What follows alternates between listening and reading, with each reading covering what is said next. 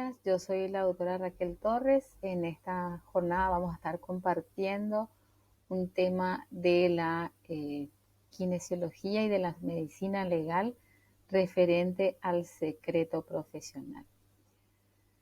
Bueno, por definición, el secreto profesional en la Real Academia, la palabra secreto viene del latín, que significa cosa cuidadosamente guardada, reservada y oculta.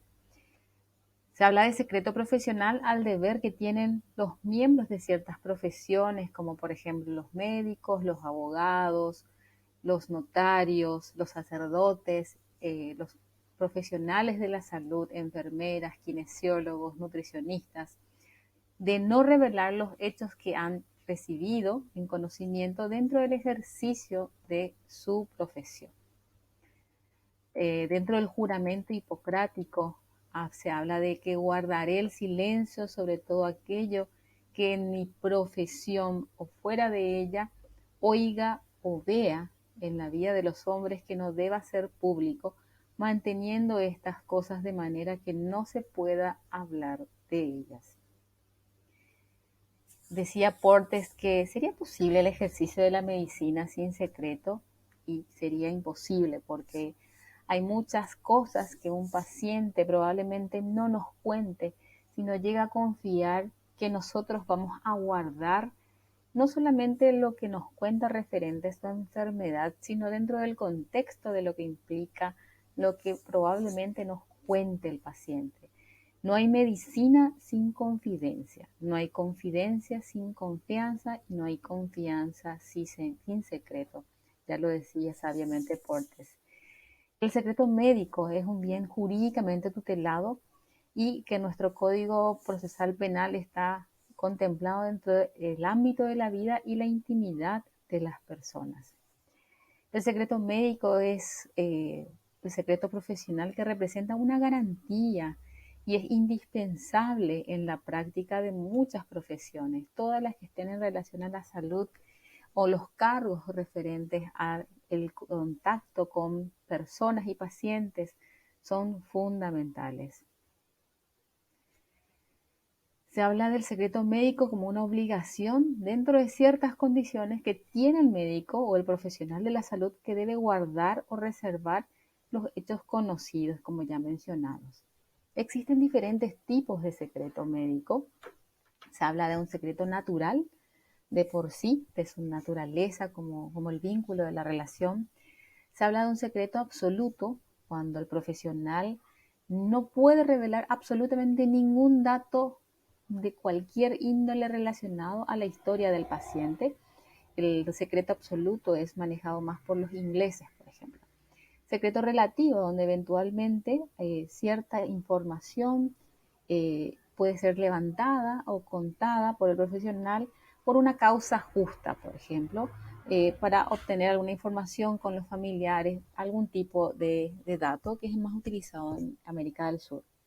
Se habla de un secreto compartido cuando, por ejemplo, cuando hacemos las interconsultas o pedimos evaluación de otros especialistas o que evalúe otra área de salud, el secreto se extiende a los demás profesionales, se comparte el secreto. O sea, por ejemplo, nosotros pedimos al kinesiólogo que venga a hacer una evaluación kinésica y por consiguiente también se comparte esa responsabilidad de guardar el secreto profesional.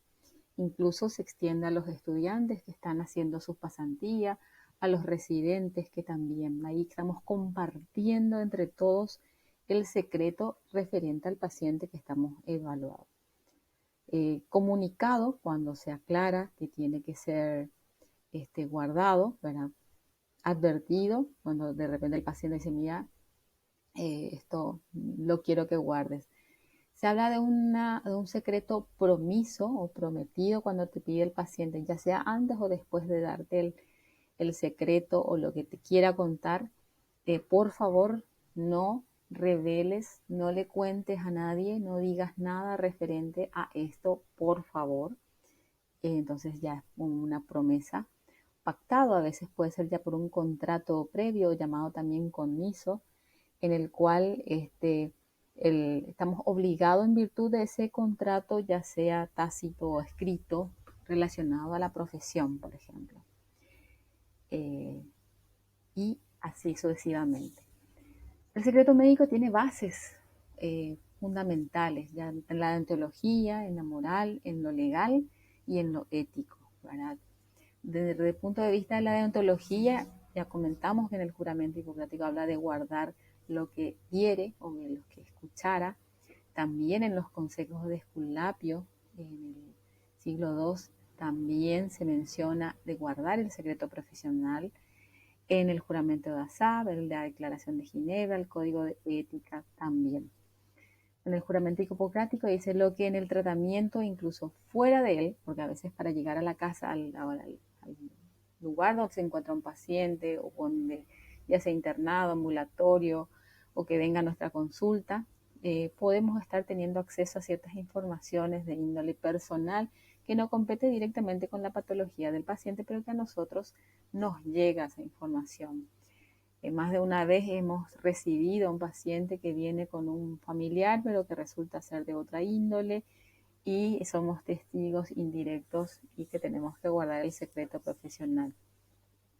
Bueno, dice el juramento hipocrático lo que en el tratamiento, incluso fuera del viere, oyere en relación con la vida de los hombres, aquello que jamás deba trascender, lo callaré teniéndolo como secreto, ¿sí? Esculapio también decía lo mismo, el malhechor tendrá tanto derecho a tu asistencia como el hombre honrado, prolongarás vidas nefastas y el secreto de tu profesión te impedirá impedir crímenes de los que serás testigo. Bueno, ahí nuestro Código Penal nos exonera en realidad. Si nosotros somos testigos de algo, ya llegaremos a ese punto, si podemos eventualmente impedir. El juramento de Asap, que habla de no revelar secretos que sean confinados. La declaración de Ginebra, que habla de guardar y respetar los secretos a mí confiados. La declaración del Código Internacional de Ética, donde habla que el médico debe, aún después de muerto el paciente, preservar absoluto secreto en todo lo que se haya confiado o que él sepa por medio de una confidencia. El secreto médico tiene entonces su fundamentación moral, que está basada en la relación del paciente con el profesional, ¿verdad? Que tiene una relación que puede ser diada o casi diádica, donde se producen situaciones de necesidad por parte del paciente. El paciente nos busca porque tiene algún dolor, alguna queja, alguna molestia física, psíquica, emocional, y somos nosotros quienes debemos guardar el contenido de lo que sea que llega a nosotros. Desde el punto de vista legal, en nuestro país, en la Constitución Nacional, en el artículo 18 nos menciona que nadie puede ser obligado a declarar contra sí mismo. Es decir, ya desde el punto de vista que eventualmente el paciente puede guardarse ciertos comentarios que pueden no ser trascendentales incluso.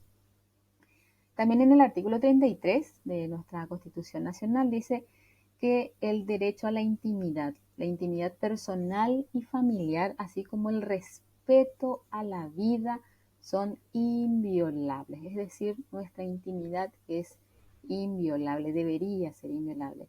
La palabra inviolable conlleva el significado de sagrado debido a que no admite ser vulnerado en general, sino que debe existir una norma expresa que permita retirar dicho rótulo legal, ¿sí? De los profesionales en general, el Código de Ética del Círculo Paraguayo de Médicos, aprobado el 5 de julio de 1977, también regula a los profesionales de la salud, y en nuestro Código Sanitario, según la ley 836, también se habla de guardar el secreto profesional. Con respecto a los kinesiólogos, según la nueva ley de kinesiología, en su artículo 15, en el inciso G, también habla que el kinesiólogo debe guardar secreto, lo mismo que para las profesiones de enfermería, obstetricia y demás. Con respecto a nuestro Código Penal paraguayo, en el artículo 147 dice que la revelación de un secreto de carácter privado dice que el que revelara un secreto ajeno llegado a su conocimiento en su actuación como médico, dentista o farmacéutico, abogado, notario, escribano, defensor de causas penales, ayudante de los mencionados, es decir, los estudiantes de la Facultad de Ciencias Médicas de todas las carreras, medicina, kinesiología, fisioterapia, de podología, instrumentación quirúrgica, porque son ayudantes de las especialidades, entonces también deben guardar el secreto profesional. Dice que el respecto al cual él incumbe por ley, en base a una ley, la obligación de guardar el silencio. Y si no lo guardamos, seremos castigados con una pena privativa de libertad de hasta 1 año o multa, ¿sí?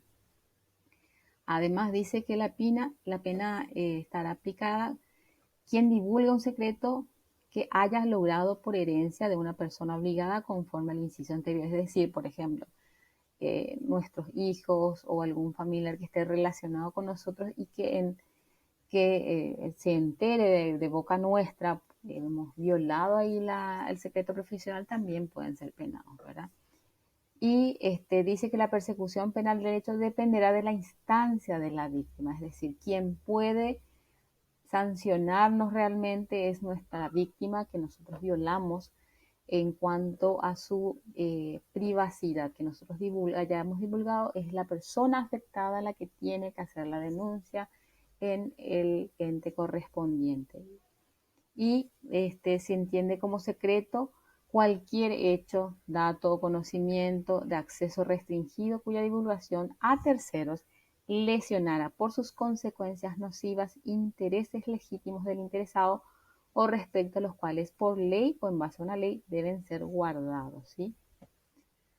En el artículo 240 del Código Penal dice que la omisión de aviso de un hecho punible, y bueno, ahí estamos en otra situación diferente en la cual eventualmente en algunas circunstancias algún paciente que al cual nosotros tengamos acceso confiese o exprese alguna idea de lesión o de intento de agresión o incluso de matar a una tercera persona, que puede ser un familiar, un conocido, y si nosotros somos testigos de eso, si bien hay un límite del secreto profesional, pero si hay una tercera persona en riesgo, nosotros tendremos que hacer la denuncia del hecho punible o tratar de evitar que eso ocurra. Eso lo menciona nuestro Código Penal en su artículo, ya lo vamos a explicar un poquito mejor.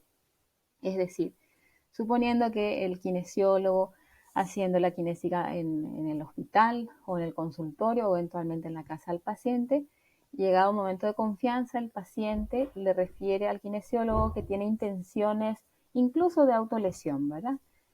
O de lesionar a algún familiar. Quiero matarle a mi esposa, quiero matarle a mi compañero de trabajo, quiero matarle a alguien.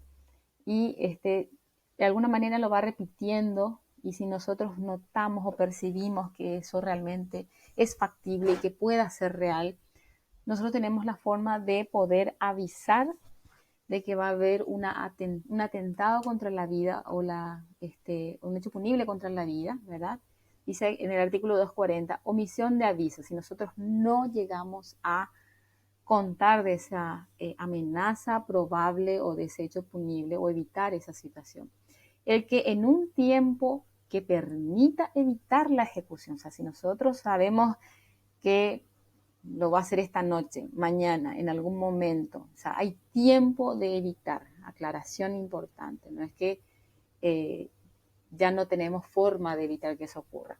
O el resultado, para tomar a conocimiento del proyecto o de la ejecución de un hecho punible contra la vida o de una lesión grave, como ha ocurrido en algunas situaciones donde han amputado o lesionado gravemente, y omitiera avisar oportunamente a las autoridades o al amenazado, por ejemplo, a lo mejor no llegamos a la fiscalía, no llegamos a la policía, pero por lo menos si eventualmente tenemos acceso, si nos dijo le quiero matar a mi esposa y el paciente es nuestro paciente, tendríamos eventualmente cómo contactar con el familiar. Bueno, le decimos a la esposa, por ejemplo, mire señora, su esposo no lo veo bien, él dijo esto, por favor cuídese. Entonces por lo menos tratamos de evitar que el amenazado o el futuro lesionado se proteja, ¿verdad? Y si no hacemos eso, podemos ser castigados, dice. No está obligado a avisar el clérigo que haya tomado conocimiento de carácter de sacerdote. O sea, el sacerdote se tiene que guardar el secreto profesional, pero dice, se aplicará en lo pertinente lo dispuesto en el inciso anterior a los abogados, defensores y médicos, siempre que el omitente haya tratado seriamente de lograr que el autor o partícipe del proyecto se abstuviera. No pudimos llegar a la policía, no pudimos hablar con la víctima, pero podemos hablar con la persona, ¿verdad? Decir, pero ¿por qué haces esto? Mira, no cometas esa locura, calmate, estás diciendo tonterías, mira que es muy peligroso, vos no tenés por qué agredir, lesionar y mucho menos matar a tal o cual persona que eventualmente nos haya confesado o dicho nuestro paciente. O sea, tenemos que tratar de impedir dentro de nuestras posibilidades. Si aún hablando con el victimario, o el supuesto victimario, no logramos nada, si no pudimos avisar a la probable víctima y si no pudimos llegar a la policía, bueno, podríamos ser, ya sea por que nos callamos simplemente o que ni siquiera lo intentamos, ¿verdad? Pero es una obligación nuestra, si hay realmente un riesgo vital, tratar de impedir, ¿verdad?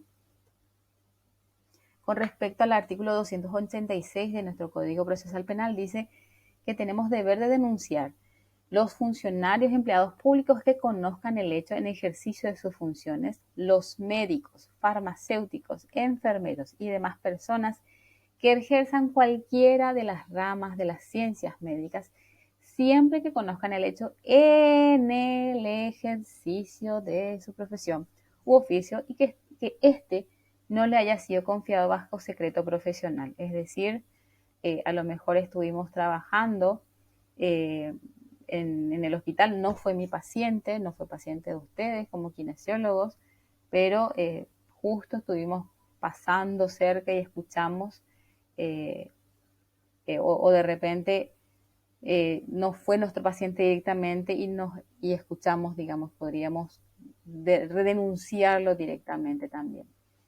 Dice en el artículo 203 que hay un deber de testificar o toda persona tendrá obligación de concurrir a la citación judicial y declarar la verdad de cuanto conozca y le sea preguntado, salvo las excepciones establecidas. Hay cosas que nosotros sí debemos guardar si llegamos a ser notificados de presentarnos en una pericia, en un juzgado, excepto con respecto a salvar la vida de un tercero, incluso de la misma, del mismo paciente, el resto nos los tenemos que guardar, no tenemos que confiar. Quienes se pueden abstener, en el artículo 206 dice que deberán abstenerse de declarar bajo pena de nulidad sobre los hechos secretos que hayan llegado a su conocimiento en razón de su oficio o profesión, salvo las expresadas autorizaciones que se confió. En caso de ser citados debemos presentarnos, ¿verdad? El artículo 242 también nos habla del testimonio falso. Dice que el que formulara un testimonio falso ante un tribunal u otro ente facultado para recibir testimonio jurado o las declaraciones juradas, su equivalente será castigado con pena privativa de libertad hasta de 10 años.